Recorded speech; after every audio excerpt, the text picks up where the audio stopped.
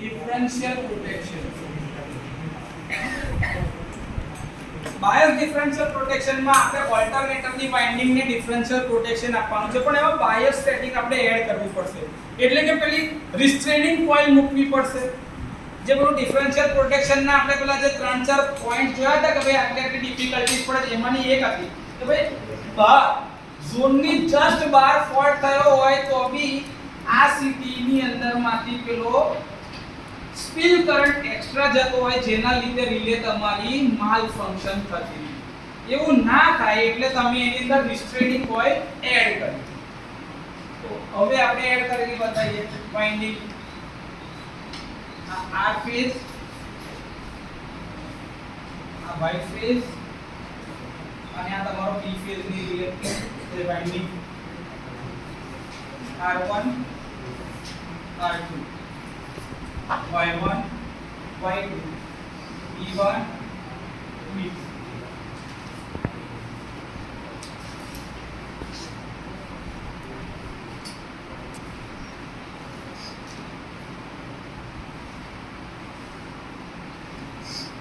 ત્રણ ફેઝ ની આ બાજુ સીટી, આ બાજુ બી મૂકી દે બ્રેકર.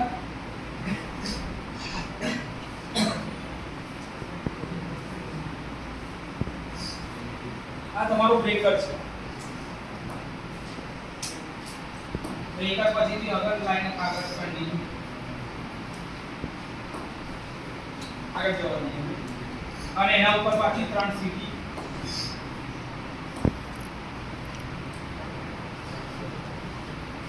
આર ફેઝ ની તમારી સીટી 1, વાય ફેઝ ની તમારી સીટી 1, બી ફેઝ ની તમારી CT 1. Same way R phase ની તમારી CT2, Y phase ની CT2, B phase ની CT2.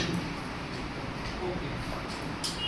ડિફરન્શિયલ પ્રોટેક્શન એટલે કે કરંટ બેલેન્સ ના સિદ્ધાંત ઉપર જ કામ કરવાનું છે. એટલે ત્રણ ફેઝ ની અંદરમાં તમારે R ની કમ્પેરીઝન 2 ની સાથે, Y ની કમ્પેરીઝન Y ના 2 સાથે, B ની કમ્પેરીઝન B ના 2 સાથે કરવાની છે. Yes or no? યસ. અને એ bar out of zone fault માટે માલ ફંક્શન ના તે તમે શું લગાડો છો? Restraining coil. શું લગાડો છો? Restraining coil. આ આર ફેઝ માં એવું જ આ તમારું વાય ફેઝ માં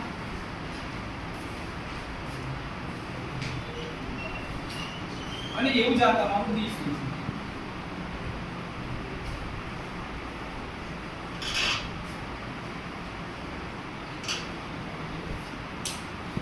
स्टार पॉइंट ने न्यूट्रल कर दઈએ. એટલે આ તમારું સ્ટાર પોઈન્ટ ન્યુટ્રલ. એવું અહીંથી બી આના સ્ટાર પોઈન્ટ ને તમે ન્યુટ્રલ કરી દો. આ ન્યુટ્રલ ને તમે અર્થ બી કરી શકો છો. ગ્રાઉન્ડ સાથે કનેક્ટ. એટલે હોય આ નીચે જો કનેક્શન, પાસ તો અહીંયા ઉપર જગ્યા છે એટલા માટે ઉપર બતાવ્યું છે. એસ એચ એવું કઈ નહીં કે તમે આ બાજુ કનેક્શન ના બતાવી શકો. ક્લિયર છે આમાં? આના સ્ટાર પોઈન્ટ ને બી તમારે હાઈ રેઝિસ્ટિવ ગ્રાઉન્ડિંગ જે તમારી નોર્મલ હતી ને એવી રીતે તમે અહીંયા આગળથી રેઝિસ્ટન્સ લગાડીને તમે અહીંયાથી બી ગ્રાઉન્ડ કનેક્ટ કરી શકો છો. ઓપરેટિંગ કોઇલ લગાવવી પડશે ને એની એક્ઝેક્ટ 50% પર. આ આપણી આ ફેઝ ની ઓપરેટિંગ કોઇલ.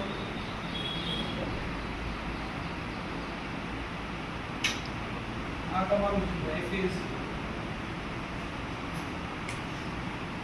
અને આ તમારું એક બી ફેઝ.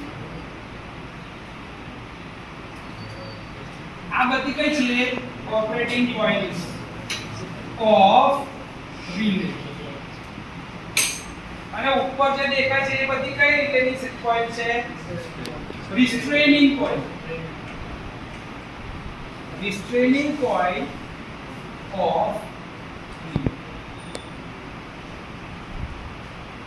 સાદા ડિફરન્શિયલ પ્રોટેક્શન કરતા આ પ્રોટેક્શન અલગ કેવી રીતે પડે છે? કેવું પડે?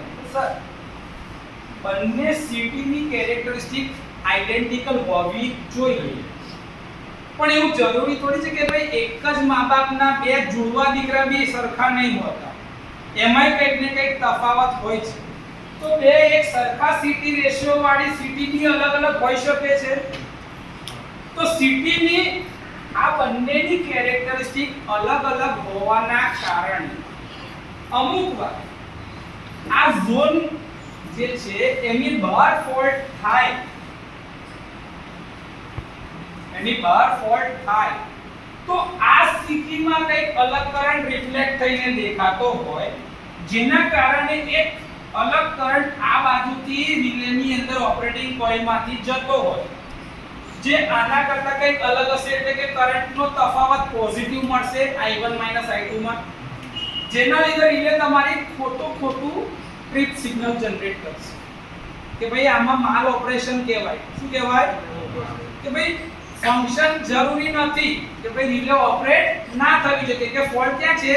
આઉટ ઓફ ધ ઝોનની બહાર, તો રિલે ઓપરેટ થવી જોઈએ, પણ તે છતાં બી આ કારણોસર રિલે મારી ઓપરેટ થાય છે, જે શું બતાવે છે આને કે ભાઈ ઇન્ટરનલ ફોલ્ટ થયો છે. એ તો ખોટું કહેવાય ને. તો આ વસ્તુ સુધારવા માટે મારે શું કરવું પડ્યું કે રિલેમાં એક નવી કોઇલ એડ કરવી પડી, રિસ્ટ્રેનિંગ કોઇલ. શું કરવું પડ્યું? રિસ્ટ્રેનિંગ કોઇલ.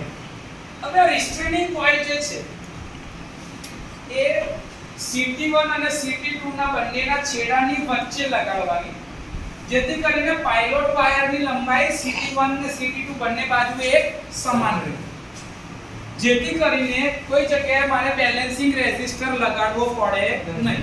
પણ કદાચ કોઈ કારણસર એવું થયું કે ભાઈ એક બાજુની લંબાઈ વધારે છે અને એક બાજુની લંબાઈ ઓછી છે, જેમ કે આ CT ક્યાં હશે? ઓલ્ટરનેટરના વાઇન્ડિંગ તરફ, અને આ વાળી CT ક્યાં હશે? જ્યાં આગળ મારું સ્વિચ યાર્ડ હશે, સ્વિચ ગિયર્સ જે બધા લાગેલા છે એના કનેક્શન હશે ત્યાં. તો બંનેની લંબાઈ અલગ અલગ હશે, એટલે બંનેના પાયલોટ વાયરની લંબાઈ અલગ અલગ હોય, તો બંને વાઇન્ડિંગ બાજુ જતો રેઝિસ્ટન્સ અલગ અલગ હોય.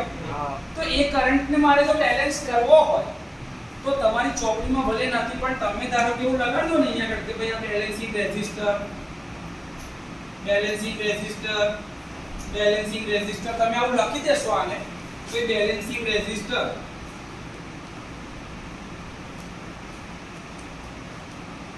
અને આવી ફિગર તમે જો ડ્રો કરી તો તમે ટેકનિકલી સાચું જ દોર્યું છે, આમાં કશું જ ખોટું, તમે બરોબર જ દોરી રહ્યા છો. આ કોઇલ શું કરશે? રિસ્ટ્રેનિંગ ફોર્સ આપશે, તો આ કોઇલમાંથી બી કરંટ રેગ્યુલર જતો હશે. હવે એમાં જે ઓપરેટિંગ કોઇલ મેં લગાડી છે એ એક્ઝેક્ટ આના 50% પર હશે, એટલે કે આ બાજુ 50%, આ બાજુ બી કેટલા હશે? 50%. તો એવું બને કે આના અડધા નંબર ઓફ ટર્ન્સ, એટલે કે n/2 અને આ બી n/2. તો એમાં એક બાજુ કરંટ કેટલો જતો હશે? I1, અને બીજી બાજુ I2. Yes or no? Yes. તો આનું સેટિંગ શું બનશે? Bias setting.